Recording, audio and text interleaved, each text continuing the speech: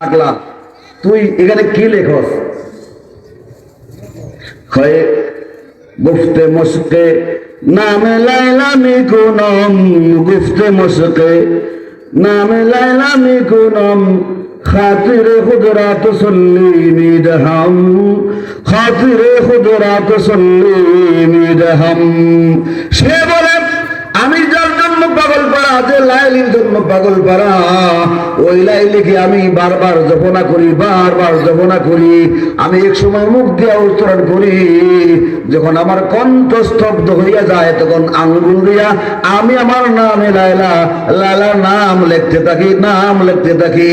কি লাভ, কি লাভ? লাভ হইল যত লেখি, যত উচ্চারণ করি, তত আমার অন্তরে প্রশান্তি অনুভব করি।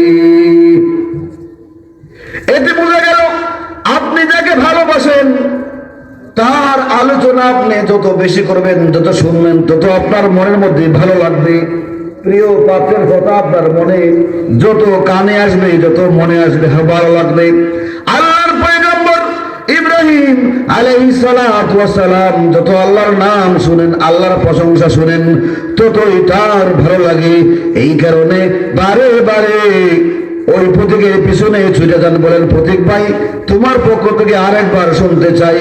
এইবারে প্রতীক বলে আমি তোমার পক্ষ থেকে একবার এই যে মেষের পালগুলি পাইলাম, আবার যদি তোমাকে আমি আমার ওই বাক্য শোনাইতে চাই, তাইলে তুমি বলো আমাকে কি দিবে? আল্লাহর পয়গম্বর ইব্রাহিম আলাইহিস সালাতু ওয়াস সালাম বলেন, হে প্রতীক ভাই, আমার শেষ সম্বল যেটুকু আছে, আমার কাছে অবশিষ্ট যেগুলি মেষ আছে, ওই মেষগুলি দিয়া দিব। তবু তুমি আমার প্রেমাস্পদ মহান রব্বুল আলামিনের প্রশংসা বাণীটা আমাকে আরেকবার শুনাই আমার অন্তরটা ঠান্ডা করে দাও।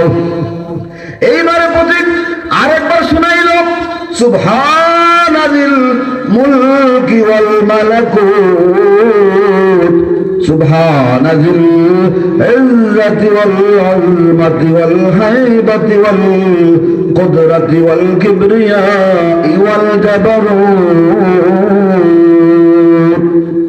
এইবারে প্রতীক যখন শুনাইছে তিনবার হয়ে গেছে, আর মেষের যে পাল আছে সবগুলিকে এক জায়গা কইরা লাঠি দিয়া দাঁড়াইয়া দাঁড়াইয়া আসে নিয়ে যাইতেছে।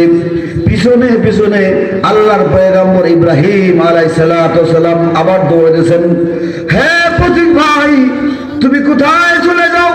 তোমার পক্ষ থেকে আমার রব্বুল আলামিনের প্রশংসা বাণী তো শুনি, আমার অন্তরে প্রশান্তি লাভ করি। তুমি যদি আমার আরেকবার তা শুনাইতা। প্রতীক বলে তোমার কাছে পাওয়ার মতো যা ছিল পেয়ে গেছি, তোমার কাছে আমাকে দেওয়ার মতো আর কিছু নাই।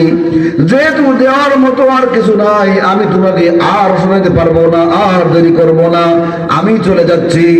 আল্লাহর পয়গম্বর ইব্রাহিম আলাইহিস সালাতু ওয়াস সালাম বলেন, প্রতীক ভাই যদিও তুমি আমাকে নিঃস্ব দেখতেছ, তোমাকে দেওয়ার মতো আমার কাছে কিছু নাই দেখতেছ, কিন্তু আমি ভাবতেছি, আমি দেখতেছি আমার কাছে তোমাকে দেওয়ার মতো কিছু না কিছু আছে।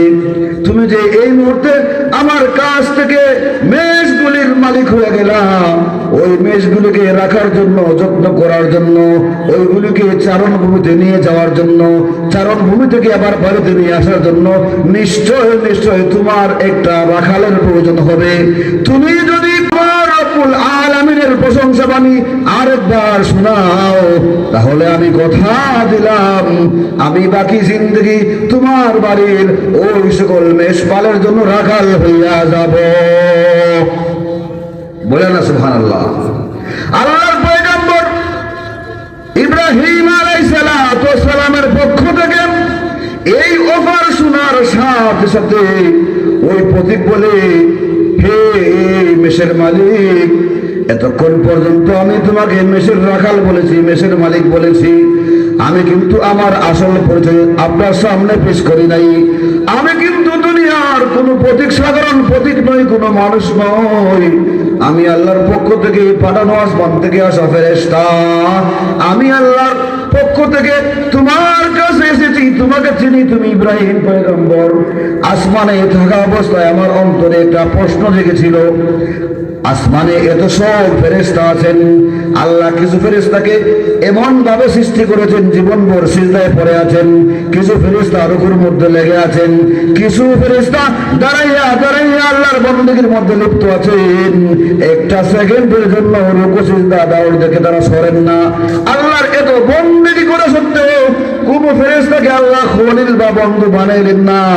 জমিনে কত মানুষ আছে আল্লাহর বন্দেগী করার মতো, আনুগত্য করার মতো আছে, কাউকে আল্লাহ খলিল বা বন্ধু বানাইলেন না। ইব্রাহিমকে কেন বন্ধু বানাইলেন?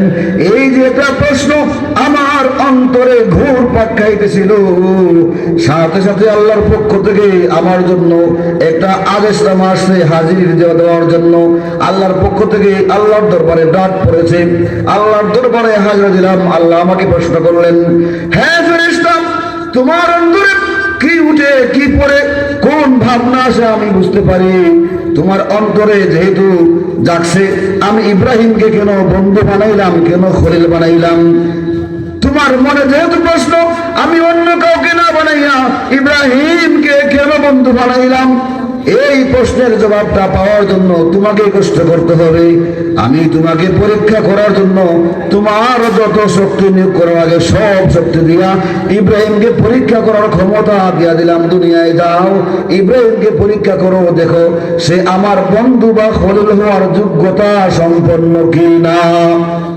এই কারণে আমি বুদ্ধি কইরাম আপনার সামনে আল্লাহর প্রশংসা বাণী শুনাইলাম, দেখি আপনার মধ্যে কোনো প্রতিক্রিয়া হয় কিনা। যাকে আপনি ভালোবাসেন তার প্রশংসা শুনলে আপনার অভিব্যক্তি কেমন হয়, মনের অবস্থা কেমন হয়। আমি দেখে ফেলেছি আপনি আল্লাহর প্রশংসা বাণী শোনার সাথে সাথে আরেকবার শুনতে চান। মান আহাব্বা শাইআন আকসারা যিকরাহু, যে কাউকে ভালোবাসে তার আলোচনা বারবার করতে চায়, শুনতে চায়।